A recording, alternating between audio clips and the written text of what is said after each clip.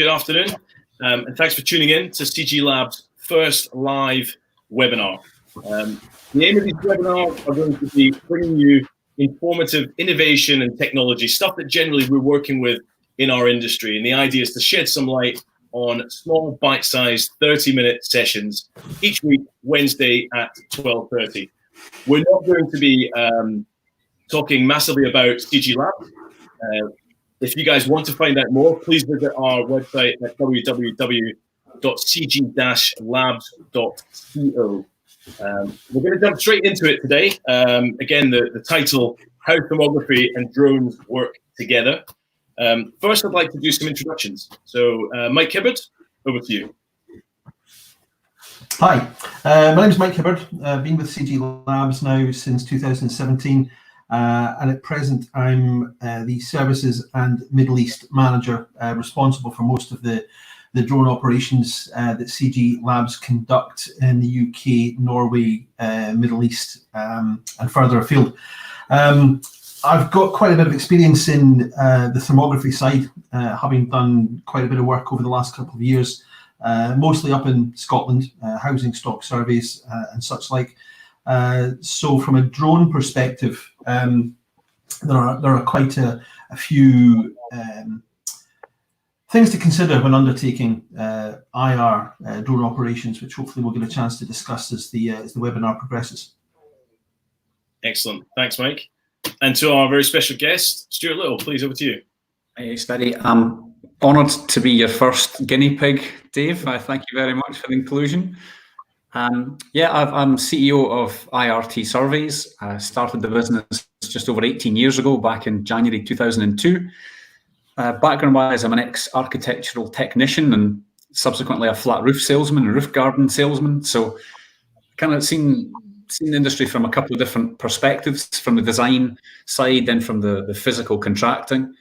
And I partnered with CG Labs probably about 2 years ago, I guess. We've done projects ever since. And just want to take you through the pros and cons, really. Excellent. Sure. Well, what I'll do is I'll let you prep your slides. And we will have questions at the end. I know Mike and I have got a few questions for you, but hopefully by that point, those that are watching live will be able to fire their questions straight through on the various social media streams. They'll pop up on the screen and we'll have a chance to hopefully test out a question and answer session with you. So if you're ready, I'll bring your slides on. Okay, thank you. I'll make my screen nice and big. Okay, can you see my screen okay? Yep, we've got it. Yep. Okay, well, let's hope the audience can as well, and hopefully the questions don't come through that are all too technical. The picture in front of you just now is actually about 53 high-res thermal images all stitched together of the Scottish Parliament. That dates back to, oh crikey, about 2007, I think we did that one. So IRT primarily started to survey flat roofs. That was the big catalyst for the business. And it very quickly grew into complete building envelope diagnosis, primarily because if you're going to drive all the way to site, you might as well photograph the whole thing. And as time progressed, the company got more and more into the energy retrofit market. Hence, we've been sending Mike out doing lots of surveys on social housing sites. The company was founded, as I said, back in 2002 with myself, my brother, who's holding that Vibes Award with me in the photograph. And the chap at the bottom, Dave Jones, he wrote a computer game called Grand Theft Auto. And subsequently, the company's grown and grown. We've raised a bit of venture capital and done a variety of different projects. And today we've got Philip Selwood, the ex-CEO of the Energy Saving Trust, on our board, and Paul Hallis of Centrica, helping advise and steer the company. And we've got a venture capitalist in a company called Shackleton. As I said, we've been going for 18 odd years. Really pride ourselves on the service and being innovative and being at the forefront of the sector, really. Anything that's thermal, we want to be right at the forefront of it. So we try pretty hard, and I think we punch above our weight for a company as small as we are. As you'd expect, 18 years in business, the technology's moved on and on and on. Back to William Herschel inventing thermal cameras in 1850 something. Well, he didn't invent thermal cameras. John Logie Baird brought out the first thermal camera in 1930, but Herschel discovered infrared back in 1850s. when we started the company back in 2002, these cameras were about £40,000. And to be honest with you, they're no better than the camera you see on your screen on the left, which is now about £8,000. The tech has moved on a little bit. You can now, for £40,000-50,000, you can buy a 1 megapixel camera, which is that beastie in the middle. But the handheld, the tiny little camera you can see in the person's hand, that's the sort of camera that's now bolted on CG Labs drones that we're putting in the sky. So resolution-wise, they're 4 times better than the cameras we were using 18 years ago, and they're now about £5,000-6,000 to stick on a drone. But it's not quite as easy as that, as I'll tell you. So what we started doing primarily was flat roof surveys. Now, the way you traditionally sell a flat roof or survey a flat roof is you get on the roof physically, which is dangerous. You cut holes in it, which is a bit arbitrary because you can cut the holes wherever you like. But generally, you take a high point, a midpoint, and a low point. And if they're wet, you can maybe sell a new roof. And if they're dry, you walk away with your tail between your legs, having made no commission as a flat roof salesman. The beauty of the thermal imaging, and the reason I set the company up, is because with one photograph, you can tell the client the truth. What you're looking at on your screen just now, the white thing is a air conditioning unit on a roof on a shopping centre. The red, green and yellow is all saturated insulation. And the blue, purple area is perfectly well insulated and is decent. So it's all about giving the client clear, impartial advice to say, if you strip out the red bit, your leak should stop. By the way, that leak was caused by the air conditioning unit, so you know who to blame, but don't waste your money replacing all the purple stuff. It's absolutely fine.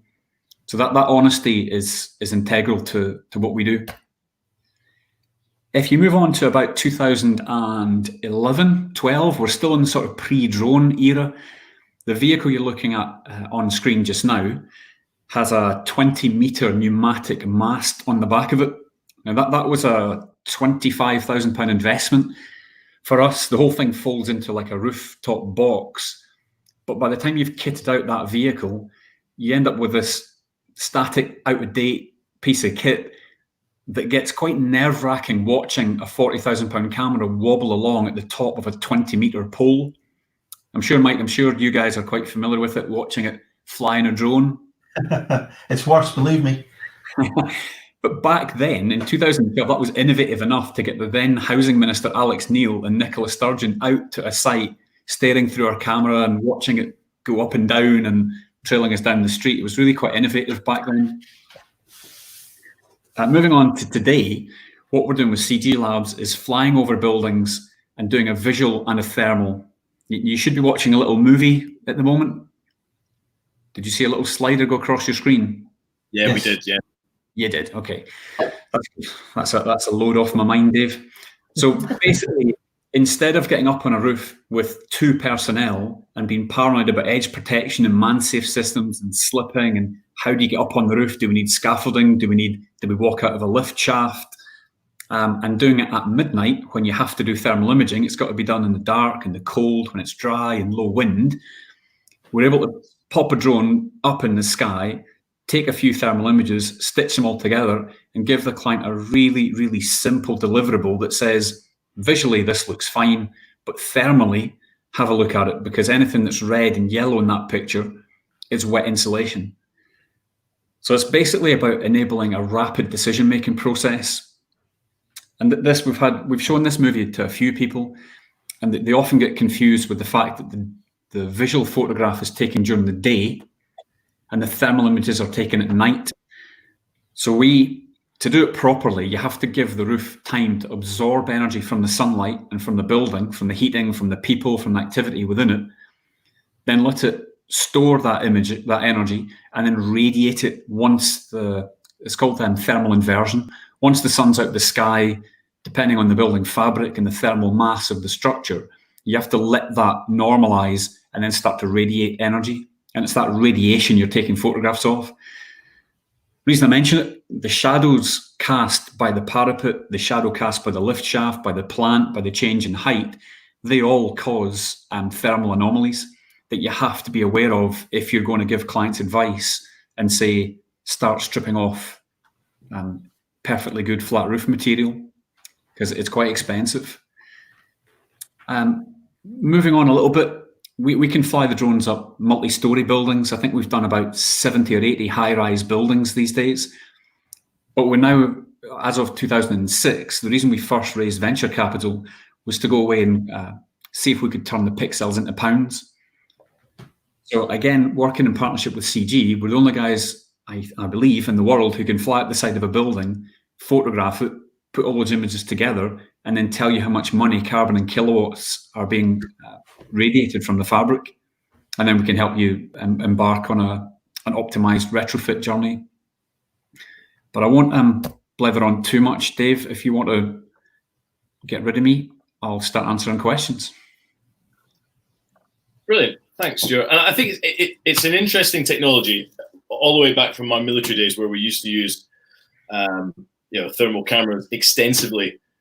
When we got into IRIS originally, and now CG Labs, it was always something that sat as a bugbear that we weren't utilizing it properly. And again, since working with you, it has been fantastic. From a drone perspective and a capture, the other thing that's opened up is a window of the year that is historically not great for business in the drone world, which again, for drone guys watching today, I think it's probably key. This is a winter exercise, but with that becomes huge pitfalls and issues, because there's a reason us drone guys don't like to fly in the winter, and I think Mike can probably give you more details on it. So it's a great piece of technology, and I think it brings a fantastic product to the customer. It's tricky to do it successfully, as we've found. Once you can boost the numbers out, it's been a fantastic product. Certainly one we've enjoyed getting involved in. I think it's a couple of the misconceptions, Dave, between the drones and the thermal imaging are quite similar in that people think if they buy a £400 drone and a £400 thermal camera, for £800 are in business. It's not quite as easy as that, and it's getting through all the subtleties and the legal requirements, the CAA certification for the drones, the training, the testing, the analysis, the weather. There's more to it than just the hardware. I think when we got involved with you guys a few years ago, one of the things that surprised me most of all, in a previous life, I was a loss adjuster involved in insurance claims, and then later on in disaster reinstatement, working for a fire and flood restoration company. And a good few years ago, they started to get hold of thermal cameras, IR cameras, cheap low-end ones. And it was very much a case back then that they would scan a building or a floor or a wall that is thought to be damp or wet, and they would interpret the image straight off the camera as, yes, that is wet, or yes, that is damp. And there was no analysis done of the data. It was a straightforward, yes, there's a problem, or no, there's not a problem. And the key thing that I've learned since getting involved with you guys is the fact that one of the most important elements, you can capture all the data you like, but unless that data is interpreted properly, accurately, and expertly, it becomes irrelevant. The key selling point is accurate data. As you mentioned at the beginning, it builds client confidence, and that's key, I think. Yeah, absolutely. The danger is the misinterpretation as well, Mike. You could take a photograph of something and say, yeah, it's damp, and actually it's just cold. Or the opposite, you could say, look, there's no insulation in that building, but in actual fact, you just photographed the south elevation that's been heated up by the sun. And that has all sorts of professional indemnity and insurance problems. So you really got to mitigate that risk by training people properly and doing it, taking your time. I guess that leads me to my first question then, Stuart. So what's the difference? I mean, I've got a Samsung camera here. It's got a thermal capability. I've seen them on iPads. I've seen cheap thermal cameras. What's the difference between the cameras that people can get on the street relatively cheaply and the ones that you're using? It's a very good question. But the one on the iPad is a fake filter that emulates a thermal image. It's just like a sepia tone. It's just a filter that makes it pretend. So, for instance, we had a client once who said, "I've attached this super duper thermally efficient film to my windows. Look how amazing it is with a thermal camera." and they looked through glass with this iPad thermal camera, and you could see the cars beyond it. But that level of misinterpretation is just, it's everywhere. And Hollywood's partly to blame as well, Dave. If you watch things like The Rock, there's a scene in The Rock where they, from a satellite, they can see people within a building in Alcatraz, and they're able to shoot them with missiles. Now, I've got a £40,000 thermal camera. If I put a piece of paper in front of it, I can't see anything. Yeah. So one of the big differences, to answer your question, the resolution is paramount.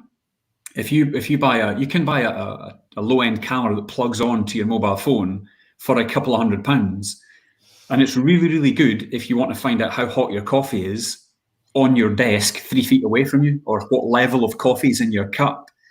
It's good for finding dog poo in your garden. Some people need to know that, Mike.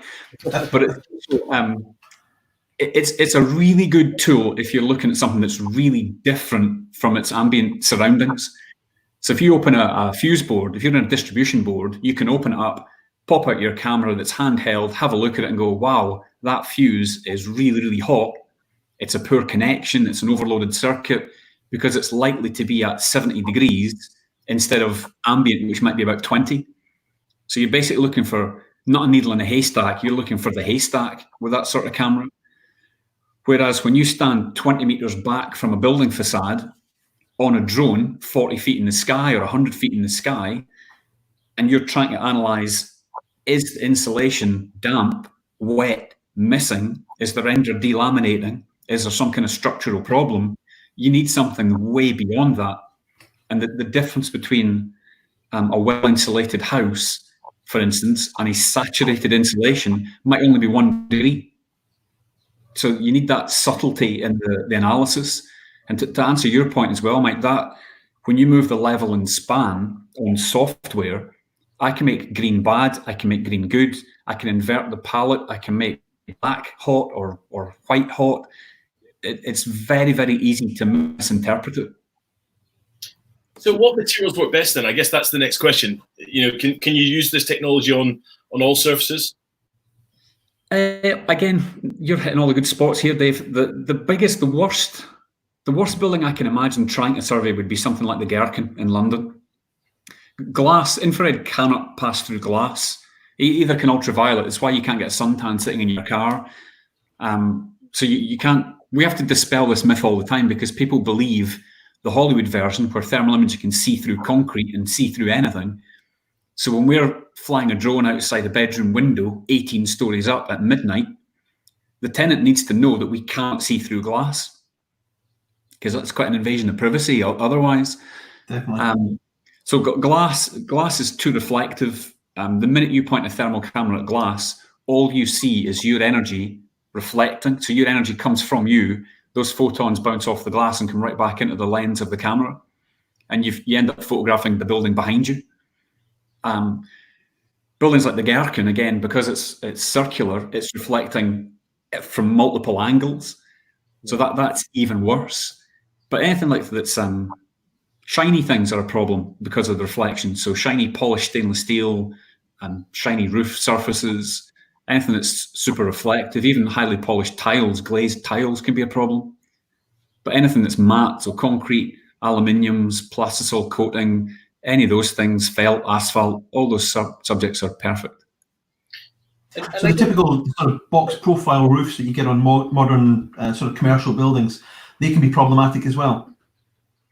They can be, but I sound like I'm feeding you lines here. For a drone, it's less problematic, because if you've got a box profile roof, if you're standing on it, you get quite an oblique angle, so you end up reflecting clouds that are over here. Whereas if you can get directly above it, you get a much, much sharper image, a much better deliverable if you can get directly above the subject. Yeah. And I guess, so the question we often get asked, I mean, we're always looking for innovation, different ways to do things. We're obviously involved in oil and gas and petrochem, and people are often looking for rust behind cladding or looking for water leaks underground. What's the capability that you have from a thermal camera beyond just looking at the surface? Again, another good one. Yeah, the tricky bit is a thermal imaging camera. It's not an X-ray machine. we can only photograph the surface. So for us to detect anything, be that moisture or energy loss or delamination or voids, it has to have an impact on the surface temperature. So I'm sitting at my dining table just now. If I put my hand underneath the table, you wouldn't see it at all. If I touch the table and you wait 5 minutes, my handprint would come through like a big Mickey Mouse handprint as the energy transfers through it. So it's all about thermal transfer, Dave. Okay. And again, the idea of these is not to push business, but why aren't we seeing more of this then? Why? I think the key bit that you mentioned, it's always been a phrase that stuck with me: pixels to pounds, and I've seen the results. So again, I know how powerful the message is when I see your reports. Why is this not more commonplace? Why are we not seeing it across every council, government? Enforcing us to use this type of technology to ensure our buildings are energy efficient. Yes, I wish I knew the answer to that one properly. We've in our 18 years, we've done about 350,000 domestic surveys for social housing tenants. But the cost has always been a bit prohibitive, and that is definitely coming down now. Now that we're seeing things like more drones in the sky, the cameras prices are coming down. The technology is getting more pervasive, but that's a bit of a double-edged sword because the technology is cheaper, the barrier to entry is lower, so you're getting more and more unskilled people buying the equipment and assuming they know what they're doing. Once clients see what the technology delivers and they understand the benefits, they tend to become repeat clients. But at the moment in the market, a lot of the real estate sector is dominated by big global companies like CBRE, Jones Lang LaSalle, Cushman Wakefield.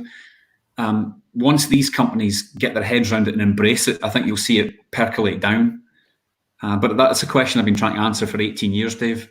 If you know the answer to that one. Maybe I'll ask on the webinar, really explaining it. It is. I think it's evident as well within the UAV community that there is a lack of understanding about thermography, and you can see that when people ask questions in the forums and the groups, and the answers. People ask, well, somebody's approached me regarding a thermographic survey, an infrared survey. What do I need? And people will start mentioning, equipment that indeed has a thermal camera on it, a drone with a thermal camera, but it won't be radiometric. And this is all information that we learned when we first started. The type of camera, just because it's a thermal camera, doesn't mean that it's suitable for the job. As you talked about resolution earlier, the whole idea of the data that's embedded within the thermal image and the radiometric side was really interesting when we learned about that at the outset. So there's a lack of understanding, certainly within the drone community, about what's required. But a lot of these guys at the lower end, and I suspect with the potential change in regulations that are on the horizon for later this year, there is a risk that the lower end of the market is going to become saturated, and a lot more of these people are going to be out there touting for business, offering surveys with equipment that is just not up to the job. It's not suitable on many, many different levels. They'll not understand how to interpret the data, and they'll not understand about the weather conditions and what have you, which again is something else that we learned. It doesn't work if the winds are above a certain speed. It doesn't work if the surfaces are damp or too warm. So there are a lot of considerations to make, when you're carrying out your survey.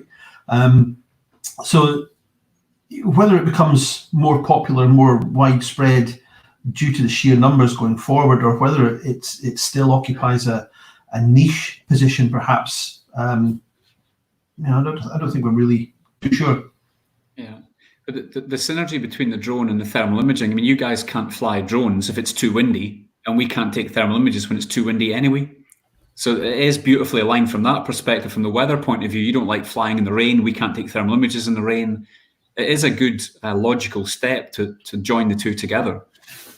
But that radiometric word, without getting too technical, for those people that are listening that maybe have never heard that word before, if you buy a low-end camera that isn't radiometric, all you get is a pretty picture. If you spend a little bit more money and buy a radiometric one, it means you get a 2-layer image that's got lots of metadata built into it. And all the metadata once you plug it into the software, it means we can change things like emissivity, the distance to object. We can change the level and span we're looking at. So it basically allows us to really interrogate and Sherlock Holmes in on the image and do that interpretation. Otherwise, you just get an image, you go, I guess red's hot, but you don't know how hot, you don't know the exact temperature of it, or the implied exact temperature of it.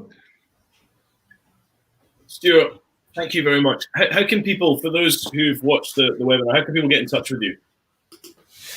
Well, they can phone CG Labs if they need a drone, or they can phone us directly or email us. I'm sure you'll be posting all the email addresses and things on there. But I just hope everyone is doing well and is safe and happy and at home. Good. And but thanks for joining us. Yeah, thanks for joining us on the first webinar. We hope to do this more. It was interesting to have the black art, the black magic of thermography discussed. So hopefully people got something from it. For those that aren't watching it live and watch it afterwards, please continue to fire your questions. And we're always interested in feedback and or topics that people might want to see in the future. Next Wednesday, we'll be bringing George from OVO Technology, looking at the future of 360-degree scanning and facial recognition. So it'll be a really interesting discussion point.